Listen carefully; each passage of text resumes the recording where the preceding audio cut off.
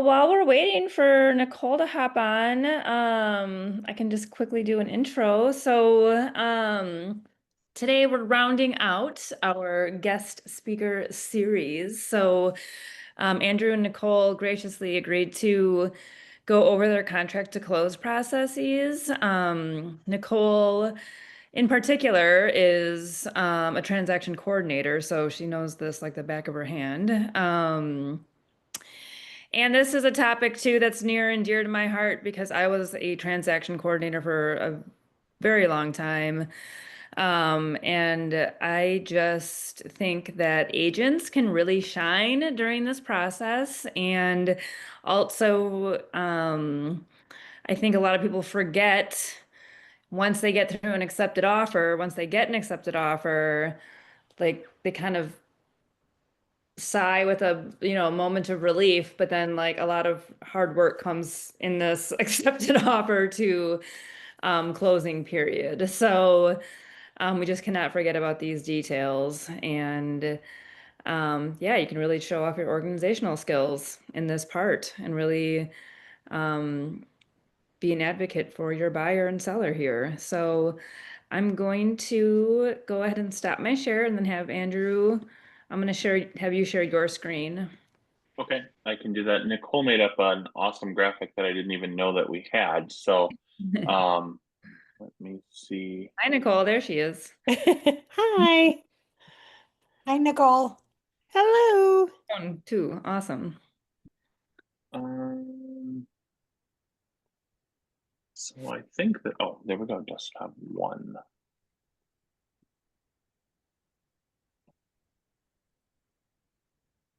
Um,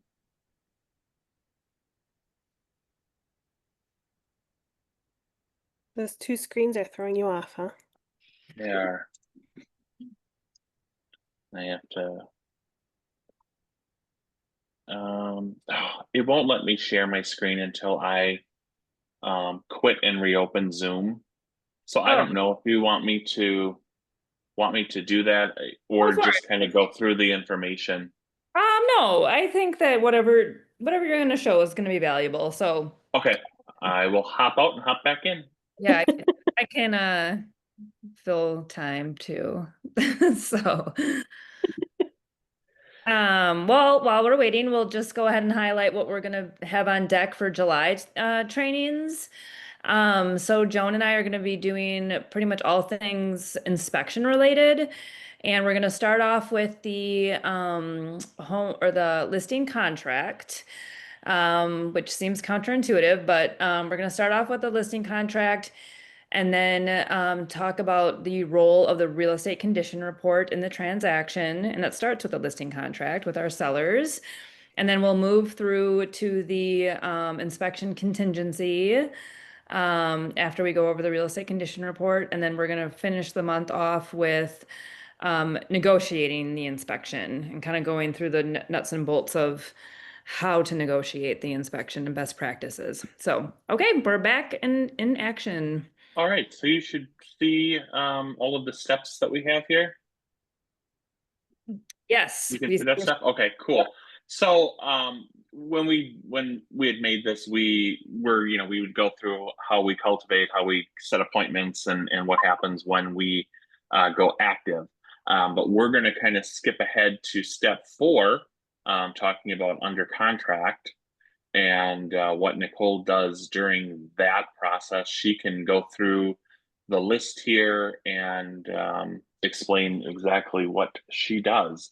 And what I will say, Steph is absolutely right about using this as the opportunity to shine for your clients. And I, very early in my real estate career, knew that this would trip me up um, because I am not good at dates. I have to have things in front of me. Nicole puts a calendar together of all of this for our clients and then shares it into my Google Calendar and manages everything for us. So if this is, if this frightens you or it scares you or you just, you know what, I stink at this. Um, have reach out to one of the transaction coordinators in the office. I know there's several of them. This is what they do. This is what they excel in. Nicole would never ever go on a listing appointment or a buyer appointment. She shows houses in a bind, but that is not her skill set. She is very, very good at managing a transaction. And this is what we are paid to do. This is what realtors in this market, what they're where they earn their commission. So, Nicole, why don't you take us step by step here? Okay, the first thing that I am going to say is setting up email templates in Google can be your best friend. Um, I work with a couple different agents, and each of those agents has their own set of emails that has their contact information that when I am sending out the emails, I just have to click on the template, fill in the um, actual dates, and send my stuff out so I'm not reinventing the wheel every single email that I send. Um, that was something that took us a while to get set up and going, but that was like life changing once you get to that point. And I'd love to make a comment too for anybody who's been with us this whole month. So that's what Willis was showing us in the first Monday of June was how to use Google to help you keep organized. And this is exactly what that's for. So revisit that training that Willis did with us. And again, yeah, Nicole is like closing the envelope right now with that. So keep going. Keep And going. I didn't even know that. Yes. Um, the other thing too that I will say is I know that the way things are set up in Command, it's getting to be a little bit more user friendly as far as tracking dates and deadlines and things like that. There are outside um, programs that you can use. Folio is a pretty inexpensive. You can have 3 transactions running at the same time for free. The cool thing about that is that you can enter your dates and deadlines in there, and then it will automatically sync it to your Google Calendar. So it's kind of a cool thing um, to do that way. It will send the dates and deadlines to your clients. I haven't really done that stuff in Command, so I'm not quite sure how all of that looks on the consumer end. But I know I don't that know it's anybody supposed who's to do using it. that. Yeah, I don't know anybody who's using it to that fullest. I think most people are kind of keeping that separate from command and then just using command for the opportunity review. So Yeah. Yeah. Okay, so back to what's in front of you here. Um, Once we have the accepted contract, and I do have this broken down into listings and buyers, but for the most part, it's pretty much the same stuff. So once you have your accepted offer, you've already sent it to your co-broke and to either your buyer or your seller. Ordering title. Focus has a form that you can use to fill out to make sure that they get all of the information. In addition to your accepted offer, they do now, because of all of the changes, have asked for either the listing contract or the buyer agency agreement to make sure that your commission matches on both the offer to purchase and whatever your listing contract or your buyer agency. Um, and of course, we know that if something there needs to be changed, we need to do amendments to fix them. Um, Do they I also want copies of any compensation agreements or anything like that? correct. Okay, just thought I'd throw that Um, in there. I personally haven't seen a whole lot of compensation agreements. You guys doing compliance, I don't know if there's a lot of them that are actually being used, but very rarely are things done on a compensation agreement. 100%. We're seeing it like almost 100% in the offer to purchase. So Right. Yeah, which is fun. Because the important thing is then to go back and fix either your buyer agencies or your listing contracts. right. Right. Um, The other thing with Title II is I've been adding a note where if there's been a difference in commission, hey, an amendment's coming, hey, the buyer is paying the buyer agency fee, that sort of thing. Because now it's a little, it's not as clear as it used to be. Um, then I have just a generic dates and deadlines that goes to, it sends separate emails to the seller, the co-broke, and the lender. Just making sure everybody is on the same page with your deadlines. Some people write in that holidays and weekends don't count for your deadlines, but if that's not written in and it lands on a holiday or a weekend, your deadline is the holiday or weekend. The only thing in the contract that is automatically changed is your closing date would, if for whatever reason, and I've seen it before where they put the closing date on a Saturday or Sunday, then it skips to Monday. But it's better to, if there's any discrepancies in deadlines, to be ahead of that than at 9 o'clock at night you realize, oops, I made a mistake. Then the next thing you do is get your documents in for compliance. We have 7 days from either an accepted offer or the date on the listing contract to get that all uploaded for your first round. Complete your commission tab, including, I know that now since we've switched to the Milwaukee group, there is actually the item in there for the fee, the BAC. And that actually is a line item in there now, and let's make sure you include that.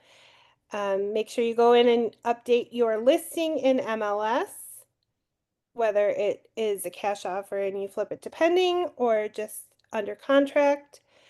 And Steph, I'd like you to chime in here. I always upload that first submitted earnest money receipt and then go back and upload the settled one once it's finally settled. Yes, yes, I think that's great practice. Yep, we encourage that. So just know that it will get returned and that's okay. Um, and we just need to see that final settled receipt. So, Mhm. Yes. Um, and Can I then, just interject the one thing that when you are sending your executed documents to the seller and or your buyer, you should double check with them. Do they want printed copies? Do they want a PDF? That sort of thing, and then have get it to them in a manner that is traceable. Like if you send it in an email, make sure that you have, that it is saved in your sent mail. As you know, we have there's a 2-year look back that if a client wants to come back and file a lawsuit or anything, you need to be able to show that yes, I gave Mr. Buyer a copy of his accepted offer. Doesn't matter what way, but make sure it's in a manner that they want, and a manner that you can trace that you sent it. good tip. all those little things that you learn as you go. And then if you are, can you scroll up just a little bit, Andy? Moving on to the inspections. Um, we are pretty much adding to the inspection part on here. We're pretty much all in counties where we do have to have the pest inspection if you're doing a VA loan. That is the only thing that's not listed on there because when we originally were teaching this class, we were farther north, and so that's kind of the cutoff. Okay. Washington County is as far north. Washington and Ozaukee County are as far north as they go. So if you're anywhere further north than that, you don't actually have to have them. But that's a whole nother thing. I didn't know that. Mm-hmm. Um, so the inspections, get those scheduled as soon as you can. We just had one last week, was it last week or 2 weeks ago, Last week. where we got the offer accepted. The seller was a little put out because we had to extend the deadline because the inspector was backed up, which we've we've seen that lately too, where there's been more offers with inspections getting accepted, and the inspectors are busy again, which is good for them. um, well, water septic tests, if you um, that can go either way. It can be the buyer's responsibility or it can be the seller's responsibility. So if it's the co-broke's client that is taking care of it, you do want to check in with them, because if there are issues with well, water, septic, they can be big deals and not necessarily so easily fixed. Um, Moving on, discussing the repairs, making sure that any repairs are being scheduled and completed. And then, of course, collecting the lien waivers and receipts, usually 3 to 5 days before closing. When you're doing your inspection amendment, it is very important that you're clear about when those are to be delivered to you, um, because the title company will want to check them too, especially if they're bigger repairs. Any questions so far? That's definitely something that we'll talk about at the end of July in updated inspection class. Um, then as far as the appraisal and financing contingencies, verifying the receipt of the title commitment, which if Focus says that they are usually on it, a lot of the title companies are on it. I'm currently trying to track down title documents for a closing that we are supposed to have on Wednesday, and nobody can seem to produce them. But those are two totally different title companies that we don't normally use. So developing the relationship with your title people is a very important thing, um, because they help you very much so keep things moving along that way. I think that's one of the biggest things that we've learned in our business and doing this for 10 years is those relationships, they're all extensions of your business. A lot of times, like we had a client who never even, I shouldn't say we had a client, we've had a number of clients who've never met their lender. But the lender is stellar. The lender always gets it done. Same thing with the title company. In a lot of times you don't meet the behind the scenes people, but those are all reflections of people on your business. No Mhm. one is going to say, "Oh, I'm never using Focus Title again because they screwed something up on my title." It's going to be, "Oh, we're never using, Andrew Kuehl as a realtor again because there was some discrepancy with the title. It wasn't even Andrew Keel's fault, but your vendors are a reflection on you. So you really want to choose them well and vet them. And I can say, we've had excellent experiences working with Focus, and not everyone is perfect either. People make mistakes, but every time there has been a mistake, Focus has always went out of their way to fix it. I know in a recent transaction last month, Rachel drove an hour and a half because something got screwed up from a lender, and they just take care of it. So that's important. Very. Okay, so then title commitment, make sure that when you do receive a copy of that you look over it. There's been some that have come across that people have had like these. I want to say there was one within this past year that they had like $200,000 in judgments against them that were recorded on the title. And I reached out to the co-broke right away and I said, "Hey, is this really going to happen? Are they really going to have enough money to pay off these judgments?"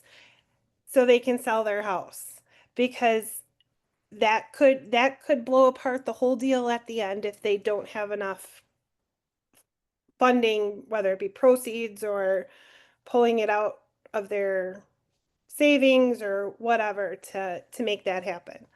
Um, and if there's any weird easements, things like that, it's all good for the buyer to know.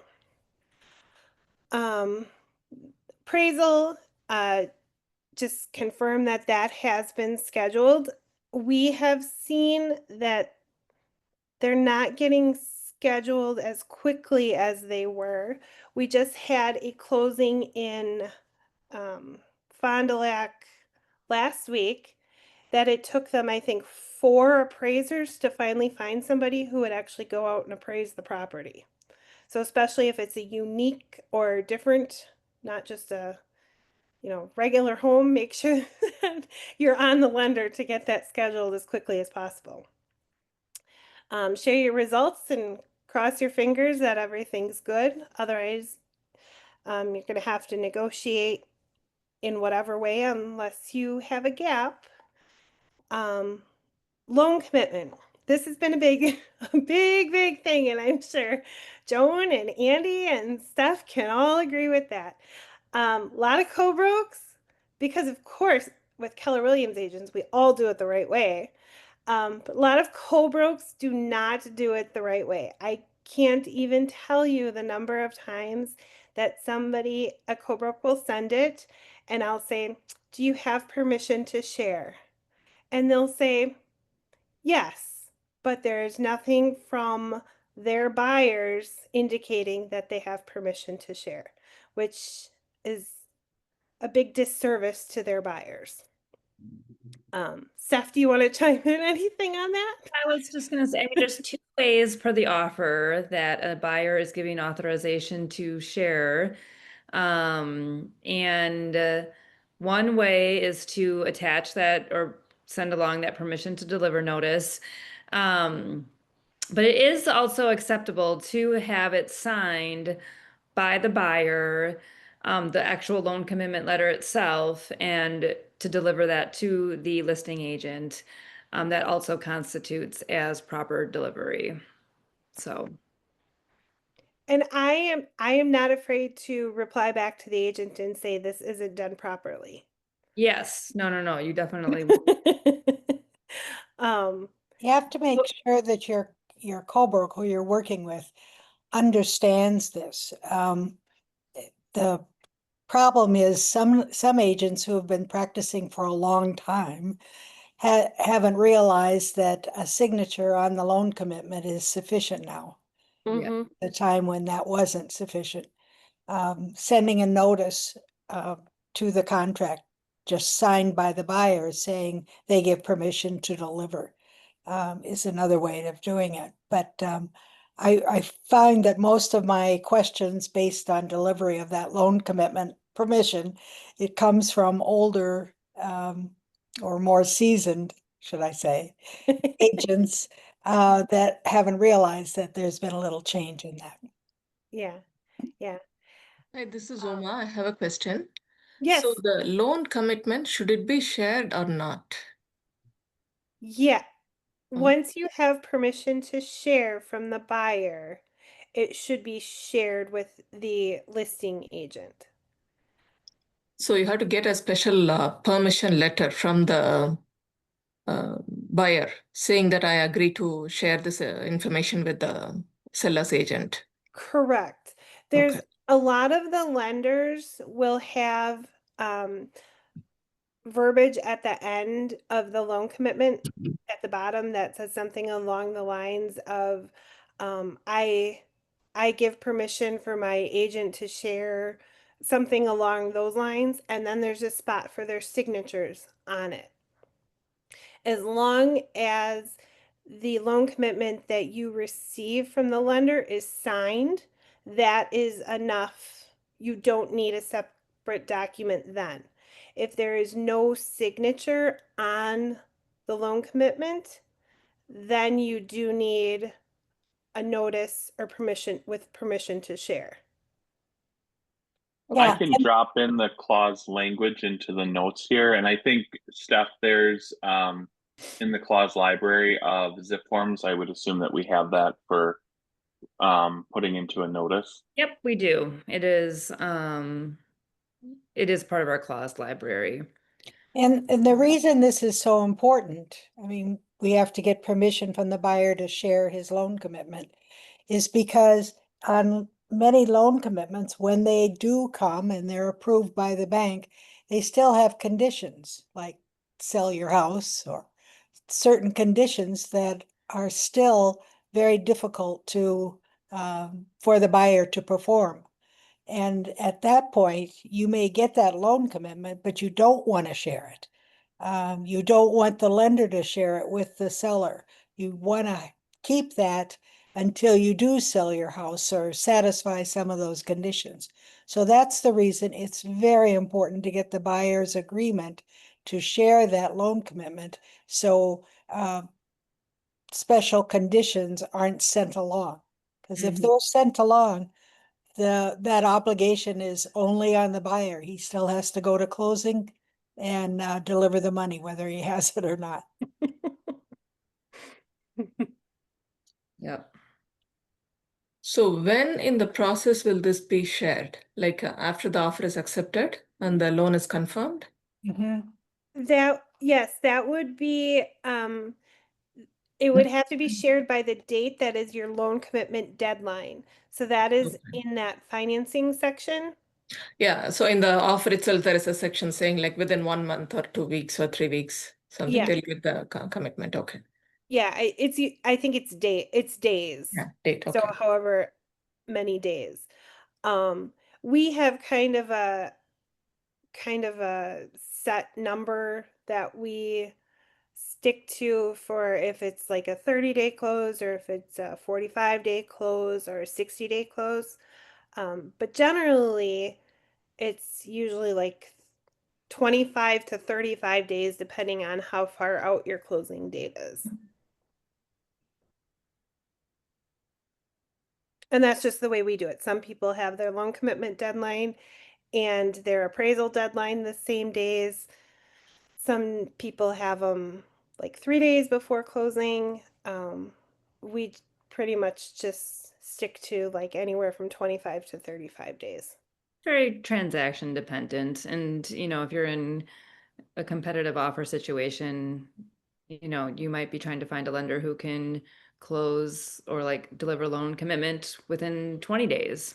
So, yeah, a lot of variables in determining that deadline. But And I know like when Fairway does their guaranteed, I can't think of what it's called right now, their guaranteed mortgage thing, they can have the loan commitment in like 10 days yeah. because they've already done most of that legwork before then. So, Mhm. any other questions about that? I'm good. Thank you. Mhm. Then the last step for that is resubmitting for compliance. At that point, you should have everything you need unless we are changing our closing date last minute. But you should have your settled earnest money receipt. You should have your loan commitment. You shouldn't have really any more notices or amendments again unless there is something or the lender finds like you need to change somebody's middle initial or something like that. I didn't do that last section. You scrolled too far. Thanks. And then we have our clear to close, reminding the seller to turn off the utilities or order their utilities. We have found, we just did a closing with Sherry Reuter and her people never called We Energies. They went to move in and had no power. So reminding your clients of things like that because that's not things that they remember. And that's a great thing to include in like a last email that you're sending them with closing date, closing time, change your utilities, change your address with the post office, all of that kind of stuff. One last touch before closing. Schedule your closing or your pre-sign if it's your seller. And then again, confirming the closing time and location with pretty much everybody. Your co-broke, your clients, your lender, your title company, all of the important people that need to be there. Any questions there? Nope.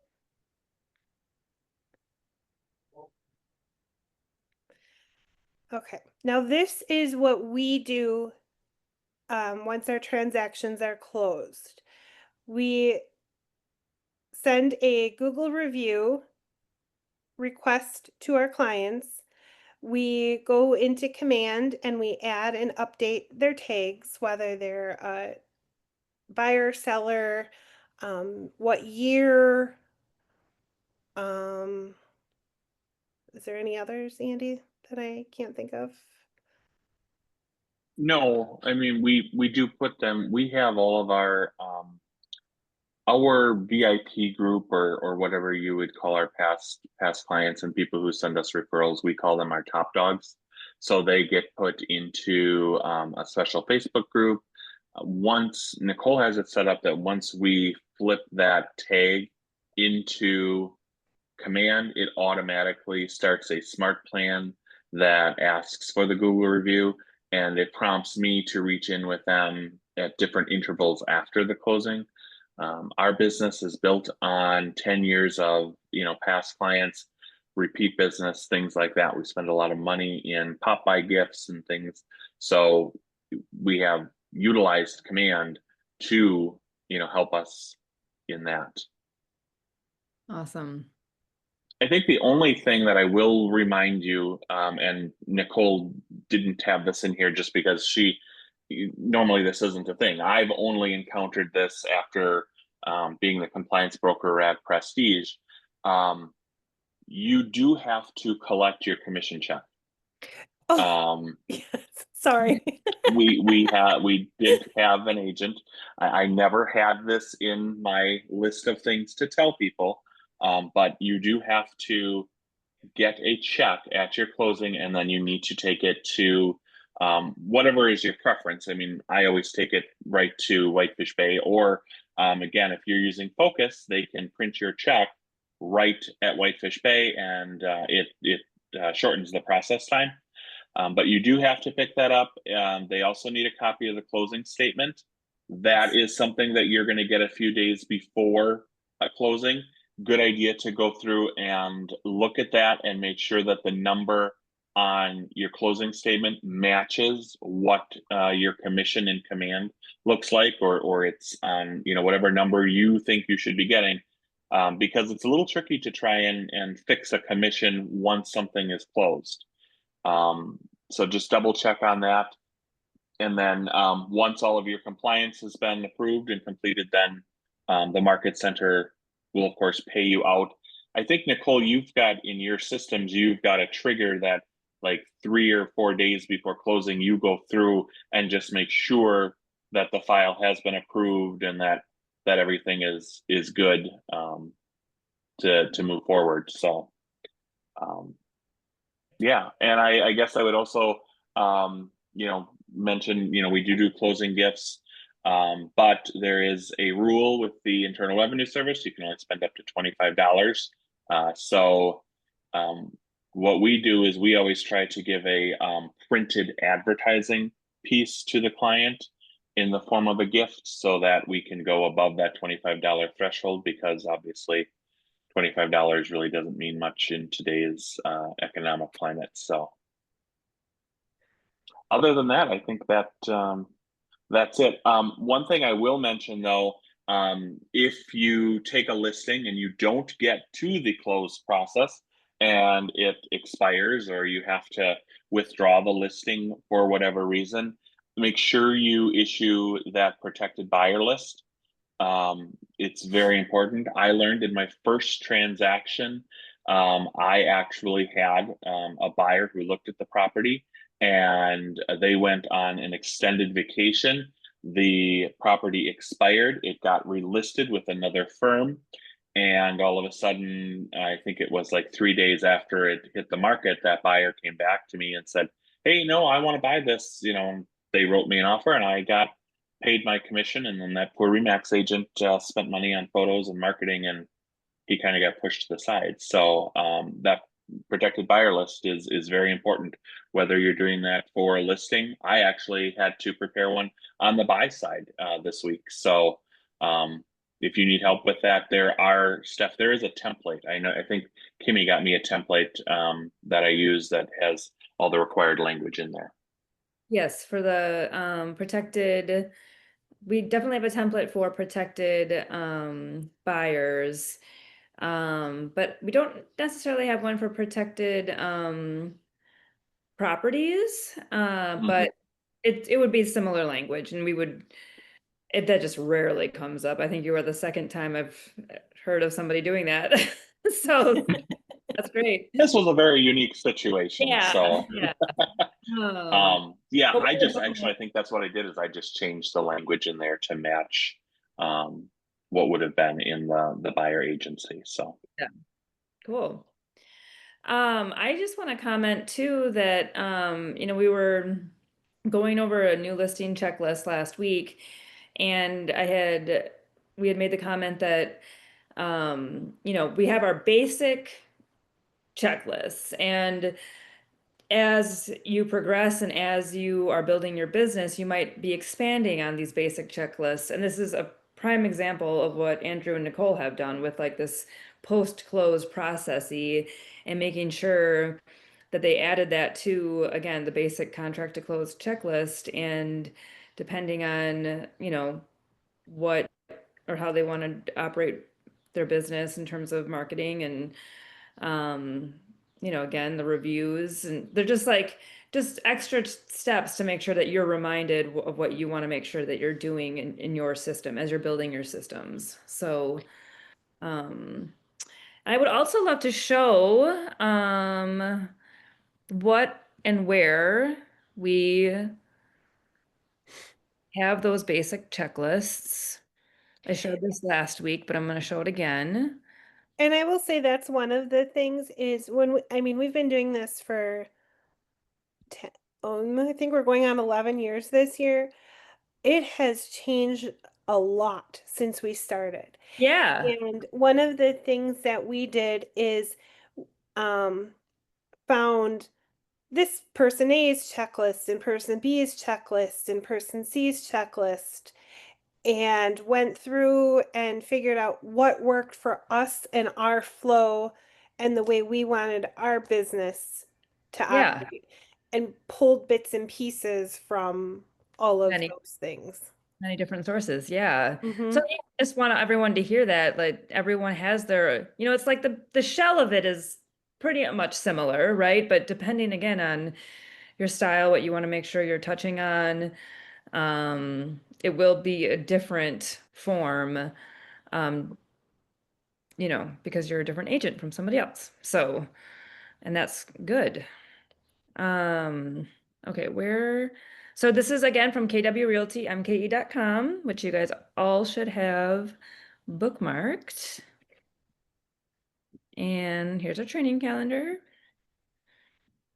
And our new associate resources are here. So we've got our listing and buyer checklists. So last week, again, we went through this new listing checklist.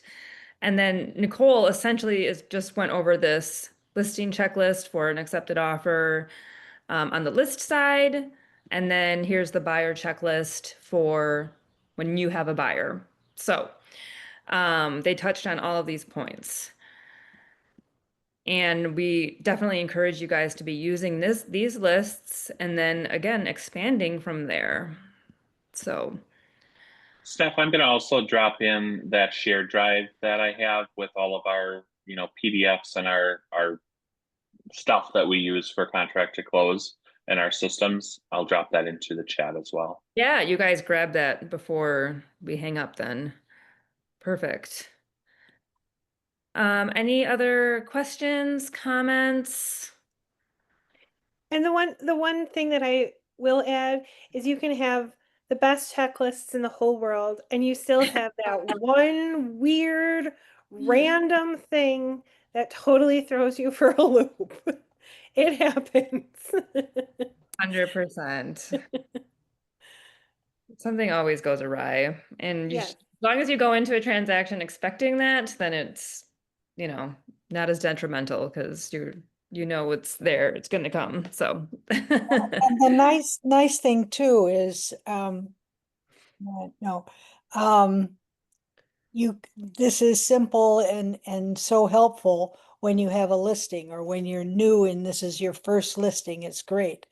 But as your business grows, you'll get 3 or 4 listings at the same time sometimes. And that's when you really need these systems and checklists. yes. Because trying to keep track, it's like having quadruplets, trying to keep track of all the things that are consistent through to closing. That is so And right. We experienced that this year where we at one time had, what did we have, 17 it was transactions? insane. Wow. And then Yeah. the And other stuff I was doing, I had, I think, 20 something. It was kind of insane. so build your systems out. When you look at, when you look at the stuff that we've shared, it's pretty much set to be a little bit larger, but this was the first time in our career that we had that many, and it broke our systems. We had to rewrite some of this stuff. So I would say, yeah, you may only do a listing or two a month, or maybe even a listing or two every couple of months, but set your systems up so that you can handle Large volume. 20 of them.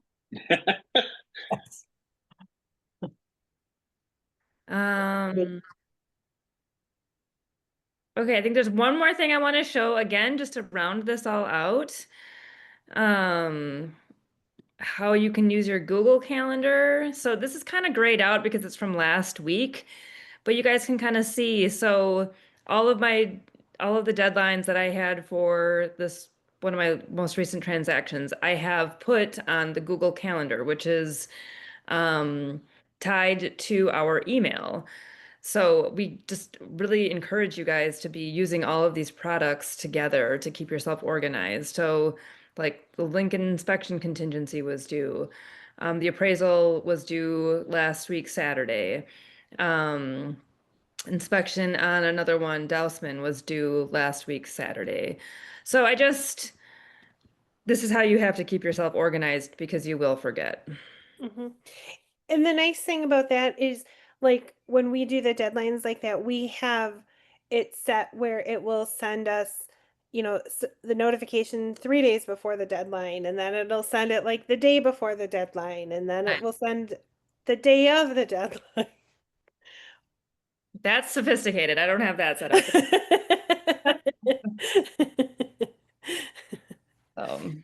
Okay. Well, thank you, everyone. Again, any more questions, comments? Okay. Well, thank you so much. you. And Call in Andrew. yes, thank you guys so much. Thank you. We'll see you next week, Monday, noon. Same time, same spot. Bye. Bye.